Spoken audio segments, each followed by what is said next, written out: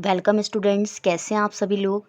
आपका अपने channel quick smart tips में बहुत बहुत स्वागत है। और जैसा कि हमारी प्रैक्टिस सेट की सीरीज़ चल रही है, जिसमें आज हमारी सीरीज़ 7 होने वाली है और फिर से हम साइंस के बहुत ही इंपॉर्टेंट क्वेश्चन देखने वाले हैं जो आपको कहीं और नहीं मिलेंगे और डेफिनेटली आपके ये एग्ज़ाम में बहुत ज़्यादा हेल्प करेंगे। चाहे आपका रीट का एग्ज़ाम हो, चाहे यूपी टेट हो और चाहे आपका जूनियर एडिड हो, अगर आप इस प्रैक्टिस सीरीज़ से जुड़े हैं तो डेफिनेटली इसका फ़ायदा आपको एग्ज़ाम में होने वाला है, क्योंकि बहुत ही यूनिक प्रैक्टिस सीरीज़ ये है।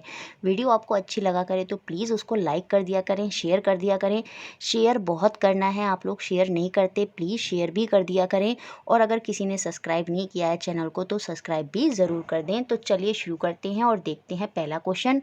Brass get discoloured in the air because of the presence of which of the following gases in air.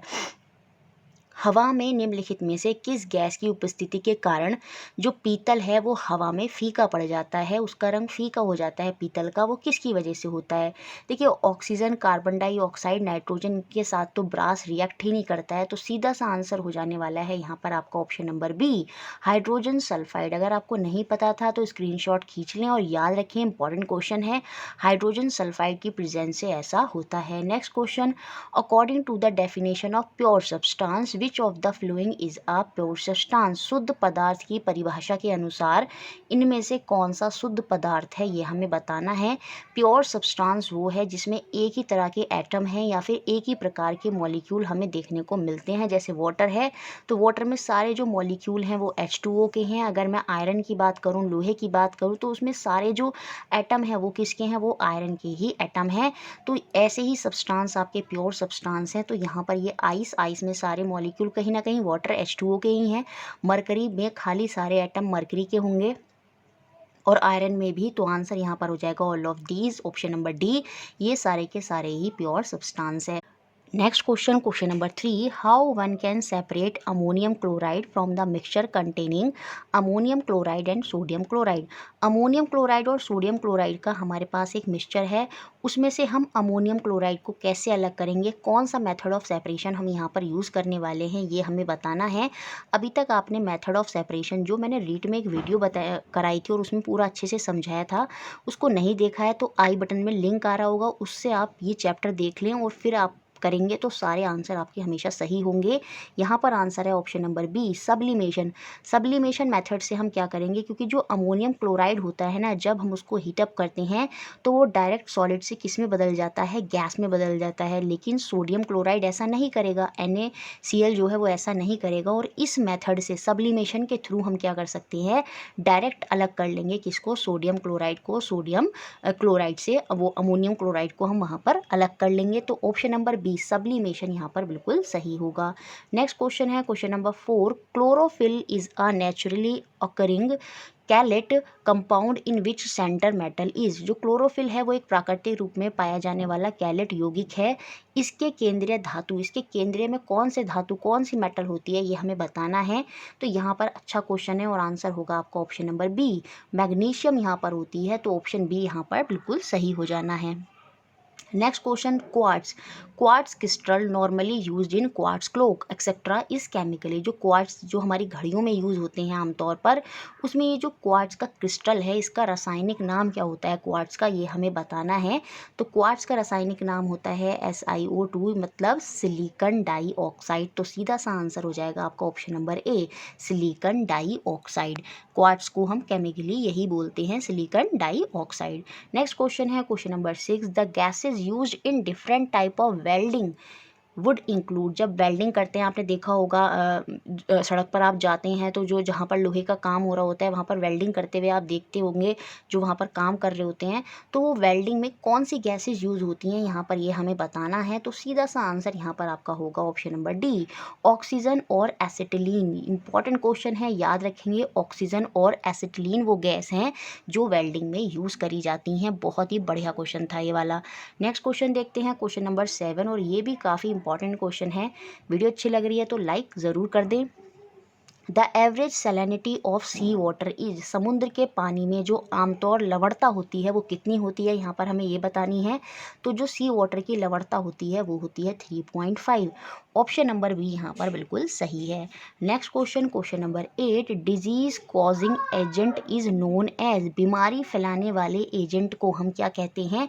और आई थिंक ये क्वेश्चन यूपी टेट में आया है। तो जो डिजीज कॉजिंग एजेंट होते हैं वो आपके क्या कहलाते हैं, वो आपके ऑप्शन नंबर डी, उन्हें हम पैथोजन कहलाते हैं। चाहे वो बैक्टीरिया हो गए, ये सब क्या है, ये डिजीज़ कॉजिंग एजेंट है। जैसे मॉस्किटो वगैरह हो गए, तो ये डिजीज़ कॉजिंग एजेंट ही आपके पैथोजेंस कहलाते हैं। तो ऑप्शन नंबर डी यहाँ पर बिल्कुल सही है।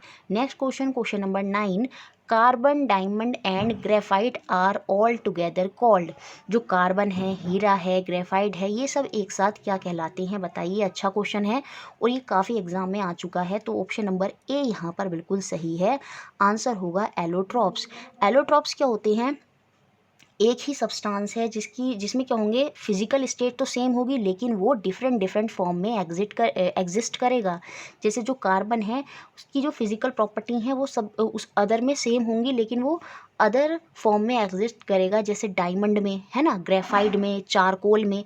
तो ये सब क्या है, ये कार्बन के एलोट्रॉप्स हैं। तो ऑप्शन नंबर ए यहाँ पर बिल्कुल सही हो जाना है। नेक्स्ट क्वेश्चन है, which of the following are ingredient of gun metal, निम्न में से कौन से गन मेटल के अवयव हैं। जो गन मेटल होती है वो किस किस की बनी होती है ये हमें बताना है। बेसिकली उसमें मुख्यतः 88 या 86 या अप्रॉक्स इतना ही बोलते हैं, 86 to 88% उसमें कॉपर होता है, कुछ अमाउंट में आपका उसमें टिन होता है और बहुत ही कम अमाउंट में उसमें क्या होता है, आपका जिंक भी होता है। यहाँ पर जिंक तो नहीं लिखा है तो आंसर यहाँ पर फिर भी ऑप्शन नंबर डी ही होगा, कॉपर एंड टिन। और जिंक अगर होता तो वो भी ऐड हो जाता, तो ऑप्शन डी यहाँ पर बिल्कुल सही है। नेक्स्ट क्वेश्चन, क्वेश्चन नंबर 11, आज के क्वेश्चन बहुत ही अच्छे हैं, बहुत सटीक क्वेश्चन है और बहुत ही इंपॉर्टेंट है।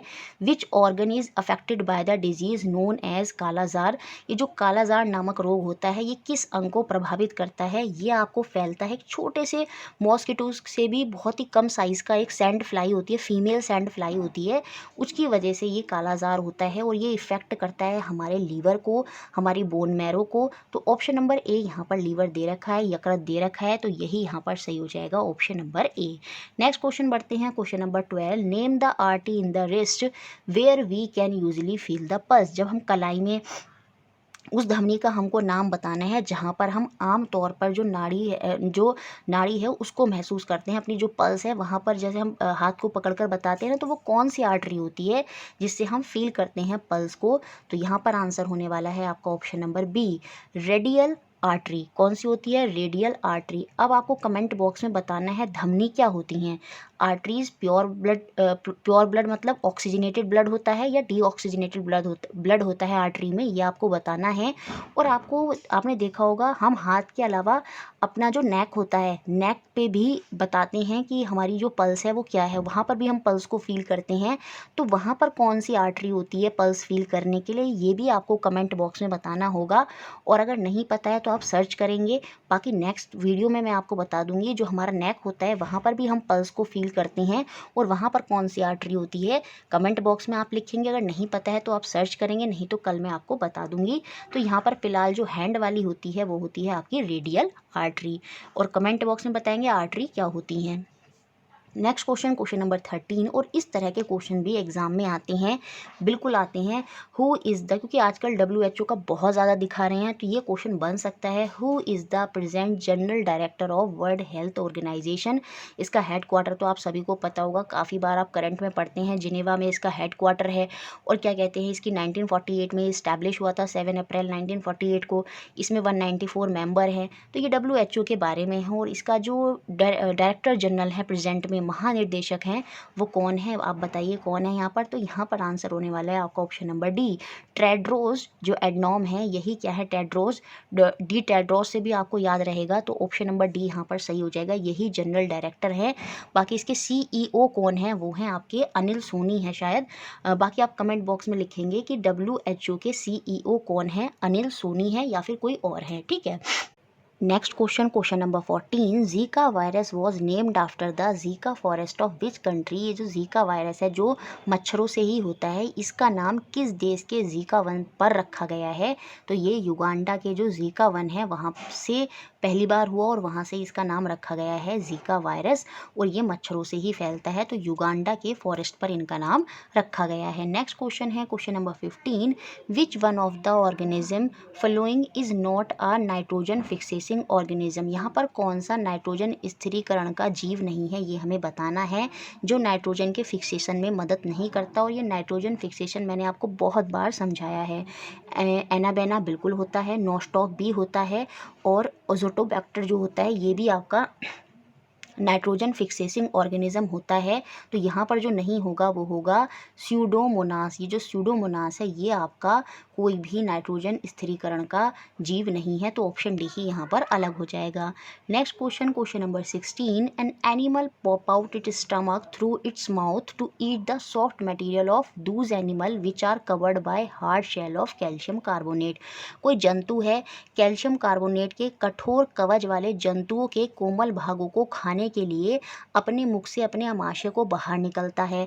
After opening the shell and eating the soft material the stomach goes back into the body.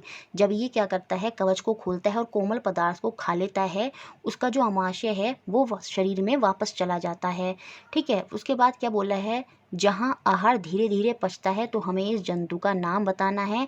फिर वहाँ पर उसका डाइजेशन स्लोली स्टार्ट हो जाता है फूड का, और उस एनिमल का नाम क्या है? तो यहाँ पर जो एनिमल है वो है आपका स्टार फिश। ये किसकी फीचर है? ये स्टार फिश के फीचर हैं।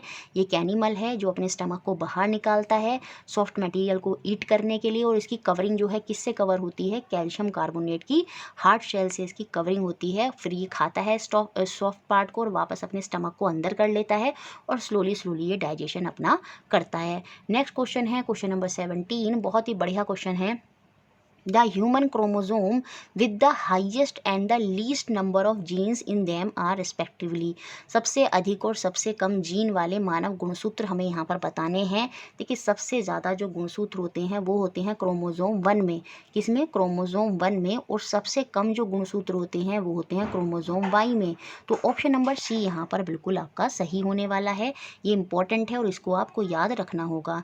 नेक्स्ट क्वेश्चन है question number 18, which of the following is not an example of in situ conservation. निम्नलिखित में से कौन सा स्वस्थानीय संरक्षण का उदाहरण नहीं है?